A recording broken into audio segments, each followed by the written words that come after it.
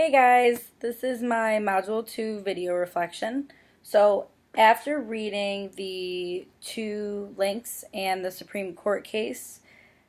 I have come to realize that the future of special education teachers has the high possibility of getting pretty challenging here for us. So if they're taking away the 15.4 billion in funding that Congress had previously already approved, it kind of goes along with the notion of nothing's really exact anymore. We seem like we're making progress with something, and then it takes another hit in the field of education where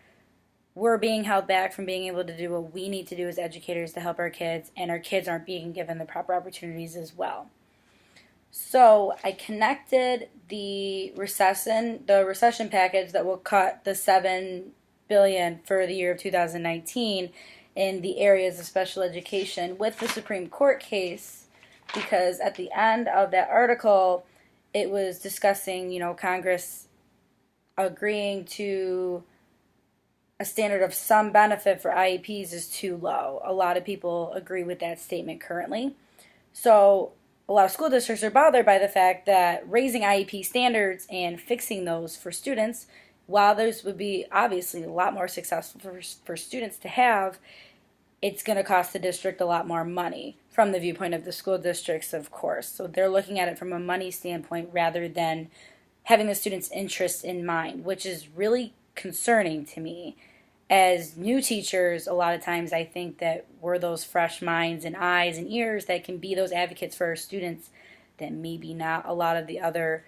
teachers in our field that have been in the profession for a long time, maybe they don't have those goals in mind for their students as much as we do going into the field as newer teachers.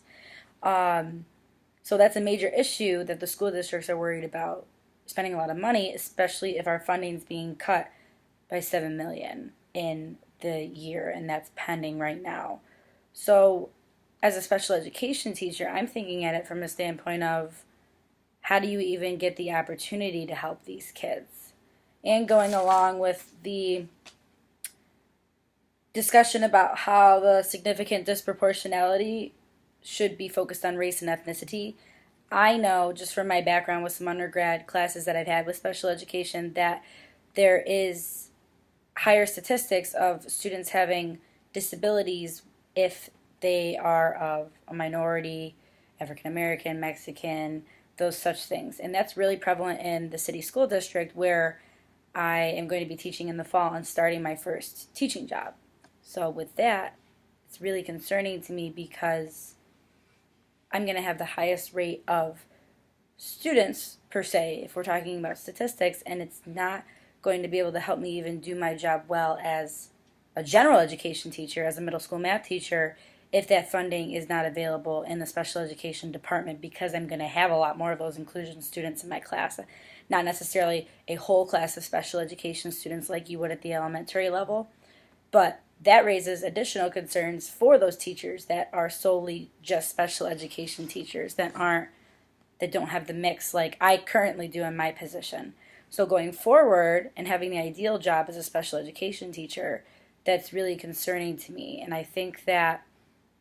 there's going to need to be a lot more advocacy at the teacher level. It's clearly not going to happen at the administration level. It's clearly not going to happen even at the Supreme Court level. We have these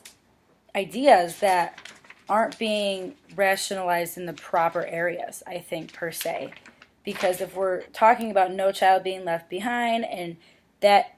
a while back added to the rigorous academic standards we hold to kids, and if we're holding students with disabilities and exceptionalities to those same standards, how are we going to be successful if we're cutting funding, if we're worried about cost versus these students' success? It seems like there's two different agendas going on, and I don't know if school districts in general or if Congress in general is really concerned with the success of our students, which means that we're going to have to do a lot more advocating, and it's not necessarily going to be easy for us as teachers moving forward. So these articles were really eye-opening to me, and it really starts to open up a discussion for those of us that had that passion for this field, which is why we're all here. So this is all really, really important, and I'm glad that I got to dissect that a little bit.